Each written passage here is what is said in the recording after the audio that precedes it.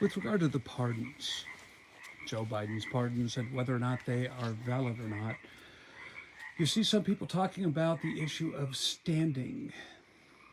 Who has the standing, that is, to challenge these pardons?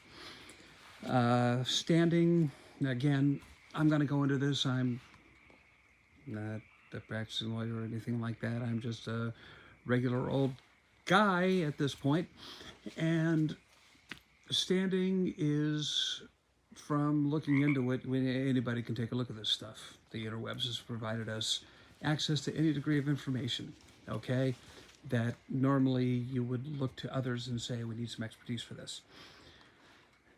Under federal law and federal courts, there is a concept called justiciability. That is, whether or not there is a claim for which relief can be granted by the court.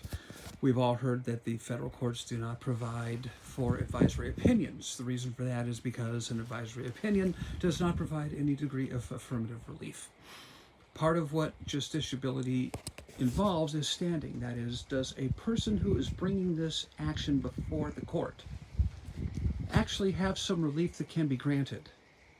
Therefore, if you or I, let's say, I do not believe that the pardon of Adam Schiff is valid, that freaking psychopath, okay, is valid.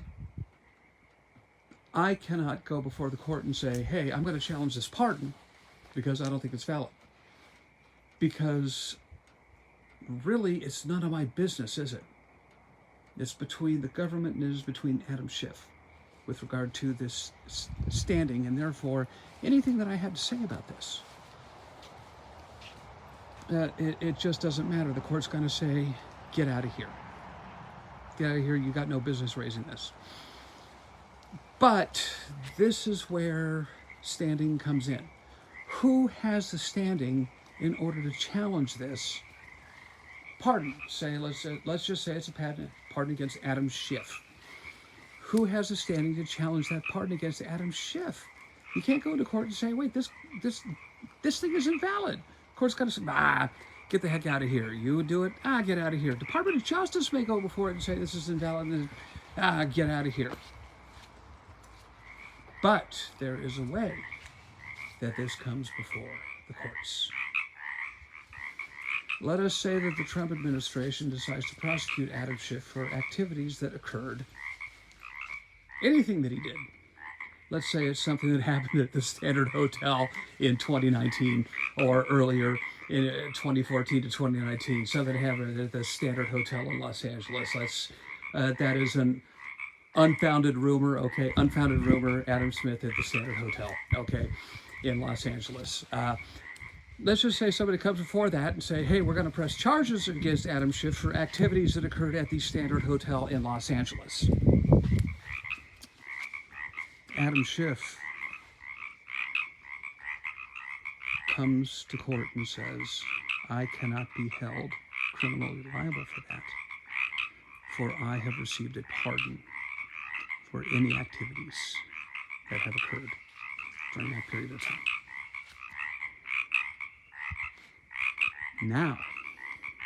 Now the validity of those pardons comes into question.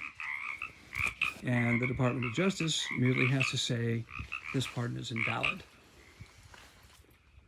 Therefore, what we have is a circumstance where it is now before the court whether or not this pardon that was issued to Adam Schiff is indeed actually valid.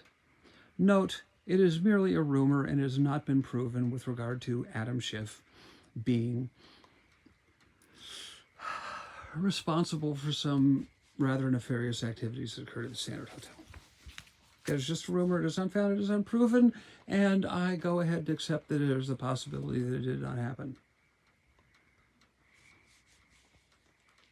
But once that comes before the court, the Department of Justice could come in and say, court, he asserts this pardon as a defense to any prosecution. We allege that this pardon is itself invalid. Now we get that pardon before the court. We can do the same thing with Hunter Biden. We can do the same thing with Ashley Biden. We can do the same thing with Joe Biden's brother. We can do the same thing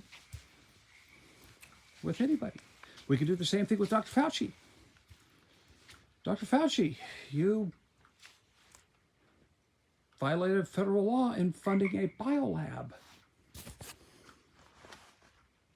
Yeah. Dr. Fauci says, I received a pardon. I am science, and science deserves to be pardoned. Well, now it becomes an issue to say whether or not this pardon is actually valid. There, the standing requirement is defeated because this pardon as to whether or not it is actually valid becomes an issue. Be interesting to see whether or not that's the plan. I don't know whether or not it is. This may just merely be a part of political grandstanding, stating that these pardons themselves are void. But there's an issue to it. It would be interesting to be sitting in and be some, loose head on the wall to say, well, I wonder whether or not President Biden actually this is going to happen. Can you imagine what would happen if Biden was given a deposition to find out what he knew about these pardons? If Biden was given a deposition as to whether or not he directed this pardon to actually be signed. Again, check my previous video. It doesn't matter whether or not it was signed. There's no requirement in the Constitution that this thing be signed whatsoever. But this becomes discovery. It becomes a fishing expedition, and that fishing expedition would probably amount to very little, but may amount to something very, very, very, very, very wild. Who knows where this thing is going to go, but that's just a viewpoint from some lay guy, some dummy who is out there looking at things but decides to use the interwebs and says, there's information out there, we can take a look at it.